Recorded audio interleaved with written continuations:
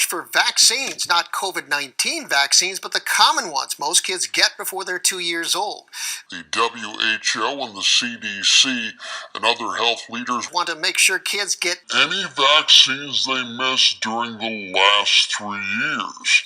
Jared Aarons with our sister station in San Diego spoke with doctors at two major health organizations to see how far we've fallen behind and what's being done to catch up.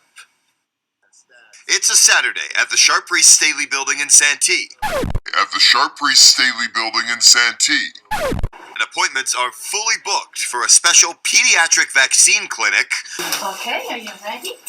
That's giving parents and their children a chance to catch up on shots at a day and time that works best for their schedule. I think it's huge. Nathan Frank is a pediatric patient care supervisor. He says this is just one way. Sharp is trying to reverse 3 years of declining vaccine numbers because of the pandemic. Sharp recommends these 10 vaccines for kids by the time they're 2 years old.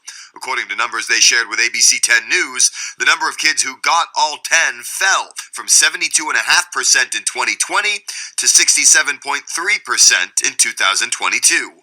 To bring people back, Sharp is doing these special Saturday clinics one weekend per month. It's never too late, right? We want to make sure that we get children in and get them protected from these vaccines and get them protected from these vaccines and get them protected from these vaccines, from these vaccines, from these vaccines, from these vaccines. Sharp isn't alone. According to UNICEF, 1 in 5 children around the world are under-vaccinated or not vaccinated at all. And during the pandemic, 67 million children missed at least one routine immunization.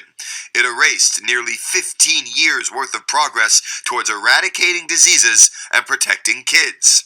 In California, CDC data shows the number of kids who got the 7 most common vaccines by the time they turned 2 dropped from an average of 72% in 2020 to 65% in 2021. By this point, Yeah. basically everything kind of up to there, right? Correct, yeah.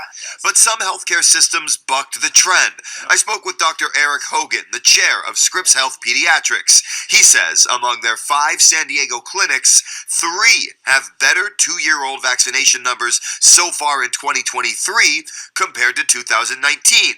One dropped by 1.5%, another is down 11.4%. In some sense, we were able to maintain it just based on a lot of effort. Dr. Hogan says his team scoured medical records to find patients who missed well checks or vaccines and called them to set up an appointment. Yes, it's as simple as that. It's a strategy Sharp is also doing now, along with outreach to let people know if their kids missed a shot, that's okay. They could pick up right where they left off.